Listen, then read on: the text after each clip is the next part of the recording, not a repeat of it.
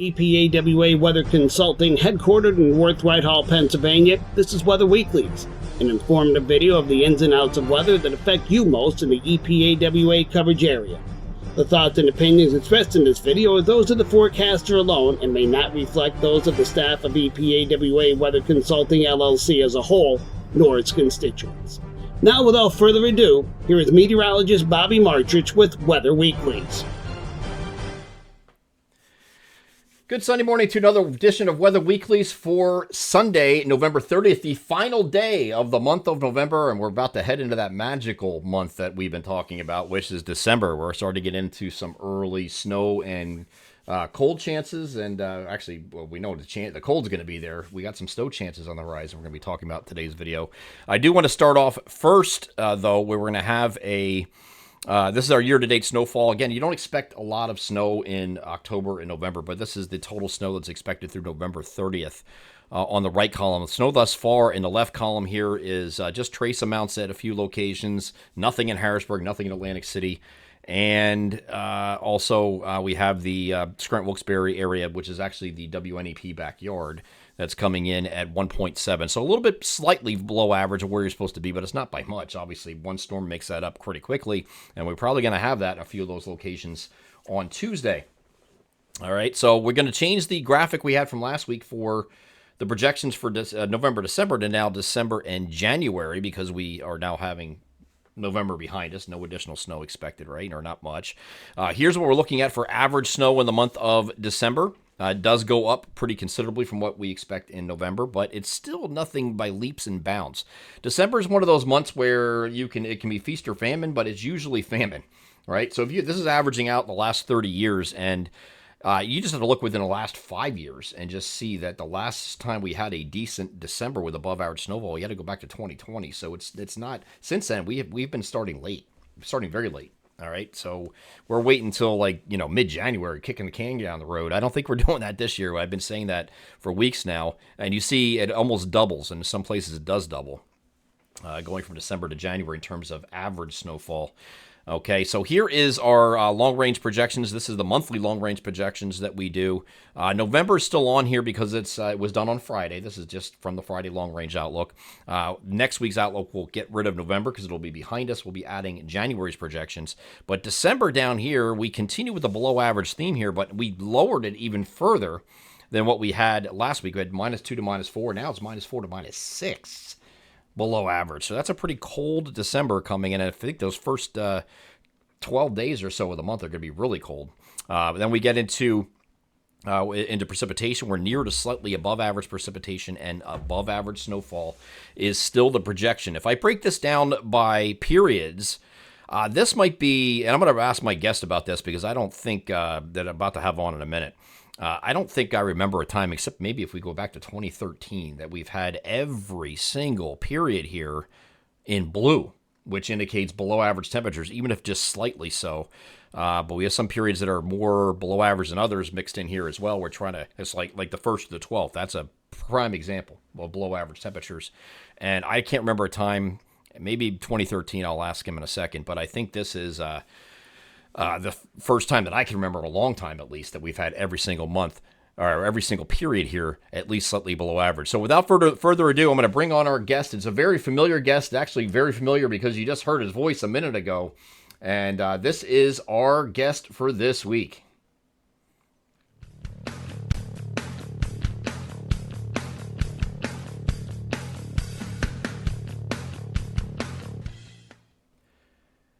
Okay, that's our guest for this week. It is meteorologist Jim Rinaldi of EPAWA. Jim has been with me since the beginning, the very beginning. And I mean, before we were even a business, officially in 2012, he was with me before then. He's been my right-hand man in private forecasting services. Jim, welcome to the program. And I know I probably have you on too late here. I should have brought you on initially, but it's getting more exciting now. Yes, finally an exciting December. You were talking about how there hasn't really been one in quite some time, and this is looking quite interesting. It sure is. We still have a La Nina, and the La Nina background state. I'm going to lead off with this. I know now Jim doesn't do the long range for us He's more of doing our private weather forecasting with our clients. We collaborate together on that, of what messaging we're putting out for different things. So I handle the long range, but he's still very versed in the the background state what we're in. He knows we're in a weak La Nina, obviously, and this is influencing the kind of patterns that we're going to be going into in the next couple of weeks. And we're looking at where we are right now. This is solidly in a weak La Nina, but we are seeing, I think, and you can disagree with me if you want, Jim, but I mean, I think we kind of have, I guess the best way to put it is La Nina is on borrowed time. Right? Yes, I think we're coming out. We're starting to slowly come out of it. Yeah, we're starting to slowly come out of it. Now, these intra-week fluctuations are not unusual. You're going to see some ebbs and flows, but I think this is really being fueled recently by this westerly wind burst that I was talking about in last week's Weather Weeklies video when I had meteorologist John Hickey on. We were talking about this and this westerly wind burst above this black line going across the middle. This is all observed data. So this isn't some model up here. This is not some model trying to say, well, we think it's going to do this and it could be right or wrong. This is actual observed data. So you can see that westerly wind burst. And westerly wind burst is not just for the Madden-Julian Oscillation or tropical forcing position in the central and eastern Pacific, but it also, actually, it's all the way across the equator. Well, the parts we care about are central eastern Pacific. It's not only concerning that and the possibility of moving this into phase 8, which it's still doing in the forecast, and you can see that on the right here with a phase 8 propagation projected by this is the European extended. It takes it all the way through the 19th, and it does move it through phase 8 here. But it's not just that. I think it's going to help to these westerly wind bursts and that combined with the collapse of the IOD, which I'm not going to get into. That's a whole nother subject. I think that's going to help accelerate this process where we get away from La Nina, get more into an ENSO neutral for at least the back half of winter, if not earlier. I think it's going to be earlier than that, but we'll see. I think it's going to transition maybe sometime in January, and then we are in ENSO neutral after that, which could change the ball game with how late winter plays out, right? These winter outlooks. Now, you know how much I love winter outlooks, right? And I know you're not too much of a fan of them yourself, but no. Yeah. Actually, I think I kind of convinced you of it to back off. You did actually, yes. Back in the day, you're like, this is a waste of time here. And it is. It is. It's a waste of time and resources, and there's so many things that can change intra-seasonally that can change even the best, most researched forecast. So that's not something I think is really beneficial to anybody to put that out there, other than, hey, I need to make make $100 off of a long range outlook release on social media. I mean, I don't know. That's just me, though. So in a phase 7, we have, and this knowing this background state, phase 7 of the MJO, which is what we're in now. We're in phase 7 right now. It's going to transition to 8, but phase 7 gives you a plus T and H pattern over the northern hemisphere, which looks like this. They're almost the same. See that? Almost the same.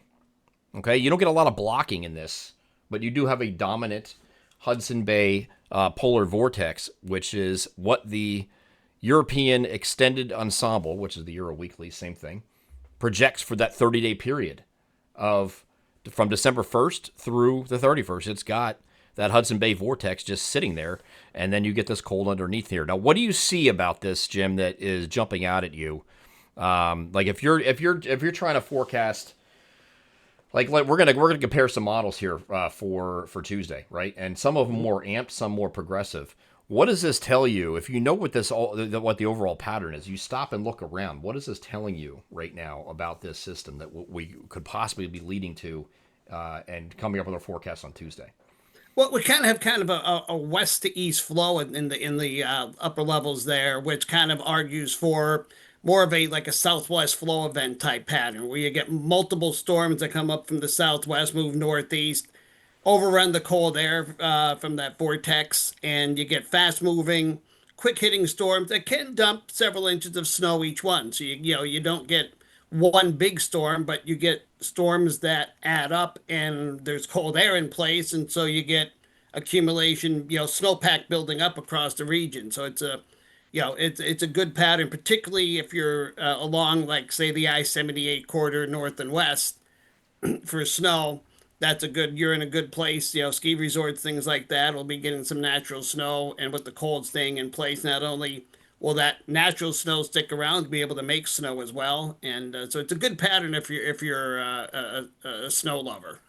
Absolutely. I mean, it's going to be tiring for us. I think we're going to be busy because the frequency of storms are also higher, right? So we Yes. have it's not like they're not big storms, but they, like you said, they're nickel and diamond to get to the end result. And with this cold air, I mean, the cold air is the first part of this. You need to have the cold air in place, or you're wasting your time, right? So we now know we're going to have a prolonged pattern here of colder than average temperatures, and that's what we're projecting going all the way through early January as well in our own long range outlook. But this kind of pattern is taking the 30-day mean blend here. Now I showed you this before with this phase 8 propagation. That doesn't hit right away, right? So the effects of that are not felt for 7 to 10 days afterwards. So we're not going to get into that pattern until we get in the second half of the month. And now I just take a look at a breakdown of a 7-day anomaly. This is days 29 to 36 between the day after Christmas and the day after New Year's, right? So that week. Well, now you got a little bit different of a situation here because it's got some phase 8 effects with some blocking showing up here. Not a crazy blocking signal, but you get some blocking in the NAO regions. You got a negative EPO coming in here. You still get this cross-polar flow in between. This can get the jet amplified a little bit more. So I think, personally, I mean, I don't know what your take is on that, but I think that if you have a bigger storm potential, you're probably looking at when you get closer to Christmas or beyond, that you have that when you have the phase 8 effects helping you. Yeah, that is the best pattern for getting the bigger storms to be coming through. And I just said you have the injection of cold air and a more amplified pattern. So now you're getting the storms coming more from the south and coming up towards the coast, and then northward from there. Right, absolutely. And there's what a phase 8 in December looks like. Again, this is one of those Mecca patterns. It doesn't mean it's going to be this dramatic like this is suggesting, but you have definitely a block in the EPO regions and NAO regions. And then you have a very stormy signal here along the East Coast and possibly bigger storms as we get further along. I don't think you're dealing with that maybe for the next couple weeks because you're going to have this TNH pattern here. And again, like Jim just said, and very pointed this out very well, is that this is a fast-moving, progressive pattern. You have multiple opportunities, but they're usually just light to moderate events at best. And I think that's what we're going to be dealing with here on Tuesday, which we're going to get into in a second. But as far as these temperatures for the month, I mean, this is the European ensemble. The weeklies that go all the way through January 12th. Starts off very cold in the beginning of the month relative to average, but then it still stays slightly above average weeks 2 and 3. Then when you get week 4 of the month on into early January, the slightly below to below continues, and that's why we have that in our projection, because it doesn't look like it's going to let up at least through mid-January. Once we get past there, I don't know yet. I don't like going past 6 weeks because there's a lot of intraseasonal variability, and things can change. And what ENSO state, background state, are going to be in at that time? Is it going to be in a neutral? That's going to change everything downstream. So we're going to get into that as why we do these every single week, because I can't sit here and say, well, what's it going to be like in the first week of March, Jim? What's it going to be like? People do it though. They try. Most likely a little warmer than we'll be in January, but that's about it. Right. Yeah, and you're starting to come out of it a little bit, hopefully. I mean, I'm at that point where I'm ready for spring, and I'm ready for going back golfing again. Yes. I'm ready for it to be over, but I don't know if that's going to happen. We'll see. We'll see how that works out. So I wanted to get your thoughts on this, because this is something that you do and you specialize in. This is the upper air analysis, and I'll let you walk you through this, and I'll kind of, as you're talking, I'll highlight some pieces with my little fancy little marker here. But this is for the European. This is for Tuesday. This is Tuesday morning at 7 a.m. And this is what the European model suggests the upper air pattern will look like. So what are we looking at on here, and how do we use this to make our forecasts? Well, there's a couple things here. First, there's that little dip there in the Midwest, south of the Great Lakes, that short wave that's there. Yeah, that we just circled it there. That's a little piece of upper level energy that's coming in. Now, I don't think we have it up here, but there's a cold front's going to be coming through the area tomorrow. There might be some snow showers in northern areas if you live north of. Are you talking about today's? That should clear. Oh, you mean it's going to clear late tonight? Oh, today, yes. It'll be clearing Okay. yes. That will be coming through if you subscribe to the alert system, the MPM. You got the text alerts yesterday if you're north of I-78 for some snow showers coming through. That cold front is going to be kind of stalling out near the coast and setting up a thermal gradient. And what's going to happen is that upper level energy is going to interact with that, with low pressure forming down like in the Tennessee Valley, lower Mississippi Valley, and then riding up right along that gradient. Right. So those two features are going to be important because and how strong, because the stronger that upper level energy is and the farther north and west the gradient is, the low pressure system then will be farther north and west. Your snow areas will be farther north and west, and it's etc. On the opposite end, the weaker the features are, and the more south and east the gradient is, the weaker the storm will be. The farther south and east the storm will be, and that's So Bobby has the European here. The European right now is about the weakest solution. Yeah, and Though it I'm gonna has bring up the loop here for you so you can see what this does. This is why they more progressive. You still get snow out of this, right? Yeah, it's just Yes, not. and the 12Z Euro actually came in stronger than last night's 60 run. So Right. that was yeah. So it's definitely trended more towards the stronger solution, which you typically expect. Usually there's one model that's extremely the most amplified, and then one that's the least amplified. Usually those extremes are not going to be the answer. It's using in a kind of a trend in either direction towards a more centralized location, and I think that's the idea we have out with the preliminary map we did the other day. Yep. Truth lies in the middle, right?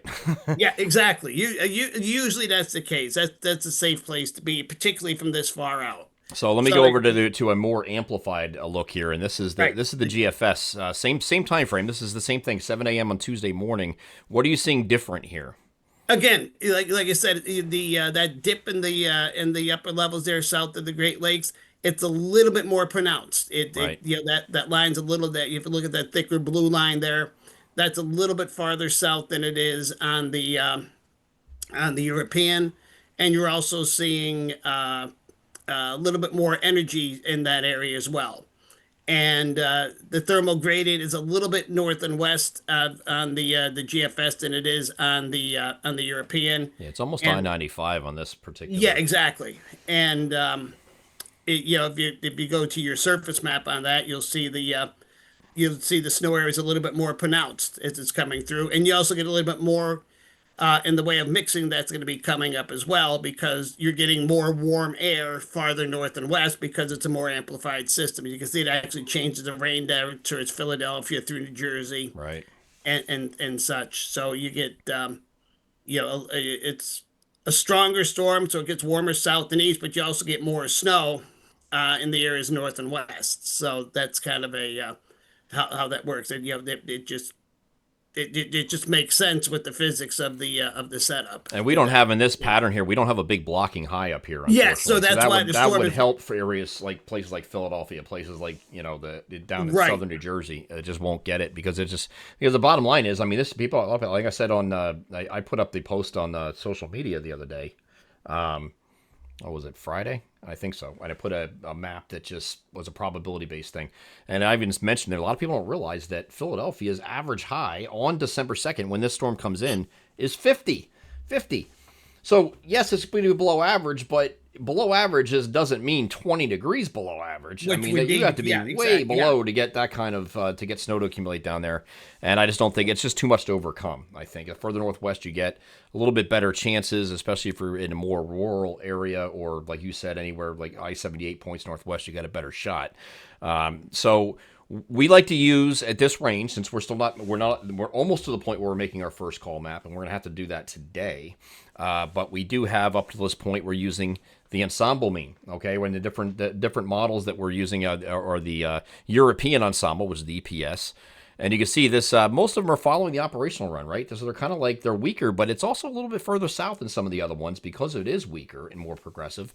So you can, this is a mean of 100 members, and it's suggesting that, right along I-78 is probably the jackpot instead of what we thought, which is going to be a little northwest of there. But even the jackpot's only a couple inches, maybe a 2 to 4 type event, something like that on the European model. Again, these can change, and this is why we're looking at models going forward. I'm just trying to give you an idea of what we do behind the scenes here. And then the GFS ensemble is of course, closer to that map we put out the other day, the probability map, where you have mixing issues in our southeastern areas. Probably nothing but rain when you get down by Philadelphia and point southeast, and maybe you get a trace out of that or something, right? But your bullseye here is over between I-78 and I-80, up in those areas, right? That's where you're getting the most snow.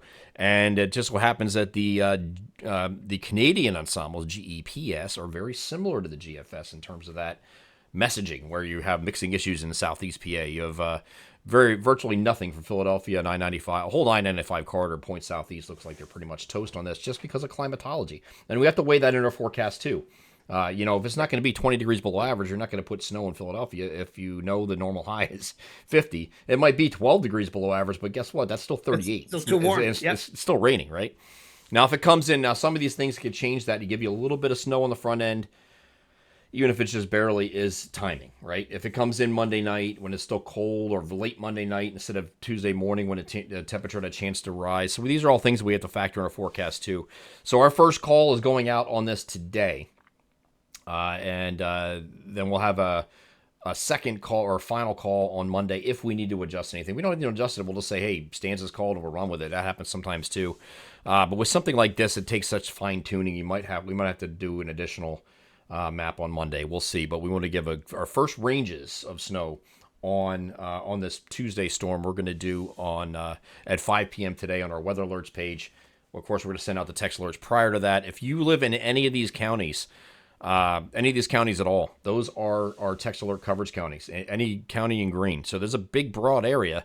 And if you're not on that yet, many of you are. We had an influx recently of a lot of new subscribers, new folks come on. But if you're not a subscriber, do so by about, I'd say, 2 o'clock today to get on that list, because otherwise you'll be waiting till the next update. We do update every single day with text alerts with the latest updates leading up to an event. If we have to make any changes during the event that are significant, we'll send updates during the event sometimes. Not usually, though, because we're usually right? Hopefully we are. Not too much change, hopefully. But there's always surprises in bigger storms especially, and sometimes we have to make some changes. We'll send those out. But it'll be for every other successive storm that we have down the line, too, going all the way through the end of winter, which is March 31st or last snowfall. And this was on over top of this image was over top of Jim in the beginning of the video until I introduced him. But that is the web address you want to go to, epawaweather.com/winter-weather-alerts. And that's how you can get the My Pocket Meteorologist text alerts and the premium form, where we've been talking about this system in detail leading up to this system starting last Friday already. Okay, so I did want to address one more thing before we left, and that is the additional threats beyond Tuesday, because I know a lot of places in our southeastern areas are going, well, great for the interior, they're going to get their snow, but we're going to be sitting here getting rain, and good for them. Well, this is Allentown, Lehigh Valley International Airport. I'm using an example. This is a trend, a model trend. So you can see the run-to-run comparison of how this keeps going up and up with time. This is that system right around Tuesday. So it's suggesting that, yes, there's going to be a couple inches of snow, maybe a 2 to 4 inch event or something like that there specifically. And then there's additional signals coming in here. We have the 6th to 8th period. That's this period right in here, right in there. There's something there possibly showing up here on the ensembles. And then another one when you get out here by the 12th to 14th period. So there's some small, they're not big storms. They just add up, like we said, but there's some signals there saying that, hey, you got to look out for these the little nickel and dimers that are going to add up for a little while. If I go to Philadelphia, which is right along I-95 and one of those warmer spots we spoke about, doesn't have much of anything for this storm coming up because it's too warm. But as you get further into the month and those climatological averages start coming down, right? We're no longer average high of 50. Now we're like 44, okay? Well, if you're below average, it doesn't take as much work to get from 44 down to 32, okay? So you only have to be, if you're 12 degrees below average, then, obviously you can get snow, especially if it's timed right coming in at night. And these are suggesting that even in Philadelphia, that just before mid-month, there's going to be accumulating snow down there, according to the European Ensemble. So there's opportunities down there. The people in our far southeastern areas are going to have to wait just because of climatology. It would be nearly, I don't want to say unprecedented, but it's pretty close. As far as getting it this early in that far southeast. Usually the first inch of snow, average first inch of snow date in Philadelphia is somewhere right before Christmas. It's a while yet. So I don't think you're getting it with Tuesday. We'll continue to monitor trends here over the next 24 to 36 hours. and make sure we have all the latest updates to you as they come in. Well, again, our first call is at 5 o'clock today for that particular system on Tuesday. So summarize here, December begins with a colder than average temperatures and several minor snow threats starting on Tuesday. Overall, December is 4 to 6 degrees below average in an already turning colder month, with above average snowfall expected everywhere. And again, you might have to wait in our southeastern areas, but you're going to get it eventually. Month starts off with aggressive and fast-moving patterns and systems, with a fast-moving pattern with fast-moving systems as well, and light to moderate events I think we're dealing with, like Jim agreed about the first couple weeks here. I do want to give a special thanks to our guest, meteorologist Jim Rinaldi of EPAWA. He's been with me from the beginning, and I could not have asked for a better partner in crime throughout this entire venture, when saw us evolve from just basically a Facebook page, and then we went to a business in 2012, June 1st, officially 2012, and then we had a name change in 2018 from Eastern PA Weather Authority to EPAWA Weather Consulting, and now we serve some pretty hefty clients. We have some pretty good clients that are looking for pinpoint accurate weather information. And I always say, people always say, if you're wrong in weather, like that, you can be 50% right and 50% wrong and still have a job. We wouldn't have any clients right now. Yeah, we wouldn't have any clients if that were true. Now, it may seem that way because there are a lot of people see these TV forecasters. Nothing against them. I really don't want to go down that rabbit hole. But, it's a different messaging when you're talking about probability. Not everybody understands that. So they assume, wow, weatherman was wrong again. When it comes to private weather forecasting, you're wrong, you're gone. Okay, so you have to be 90% or better. They understand that, hey, I was off a little bit on this last storm. You make a habit of that, see you later, we're getting somebody else. So we can't do that, and Jim has been instrumental in getting our private weather services off the ground when we started, and now he's been my right-hand man with everything. He's somebody that I trust very much with dealing with those big clients that need that accurate information, whether it's a Major League Baseball team, whether it's a utility company, whatever it may be. He's been there from the beginning, and he's still with me today. And I just wanted to thank him for not only coming on, but for years of service, a lifetime achievement award I'm giving you. In years to come. Yeah, hopefully, absolutely. We're still doing very well, and you guys, thanks to everybody watching the video. Especially those of you that subscribe to our services that keep this going, because without you, this wouldn't be possible either. Okay, so I'm gonna say goodbye to our guest, and we are gonna join again next week with an update on. Hopefully, we're still gonna stay in the same pattern here. It looks like we're going to. We're gonna be talking about other short-term events at that point on the video, not just the long-term and kicking the can down the road kind of thing. Looks like we have many opportunities here. We'll be discussing on future videos, and join us again next Sunday. Of course, that will be in December, and this one will be behind us. And we'll get to see what's ahead going forward. I will see you again next week. Everybody, take care. Take care, guys.